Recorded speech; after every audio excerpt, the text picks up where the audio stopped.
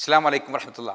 ലഹരി ഉപയോഗിക്കുന്ന ആളുകൾ ധാരാളമായി വർദ്ധിച്ചു വരുന്ന ഈ ഒരു കാലഘട്ടത്തിൽ ചെറിയ കുട്ടികൾ ഉൾപ്പെടെ ഇത് സ്കൂളിൽ നിന്ന് ഉപയോഗിച്ചു കൊണ്ടിരിക്കുന്ന ഈ ഒരു സന്ദർഭത്തിൽ നമ്മൾ ഇതിൽ നിന്ന് മോചിതമാകുവാൻ വേണ്ടി അടുക്കും ചിട്ടയുമുള്ളൊരു ജീവിതം രക്ഷിതാക്കൾ വഴി തന്നെ വരേണ്ടതുണ്ട്.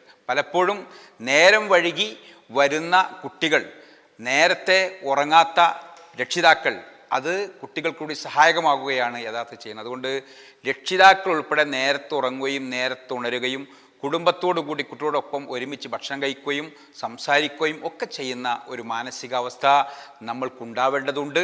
അതുണ്ടായാലാണ് നമ്മുടെ വീട്ടിൽ നിന്ന്, നമ്മുടെ കുടുംബത്തിൽ നിന്ന് ലഹരി ഇന്ന് മോചിതമാകാൻ കഴിയും.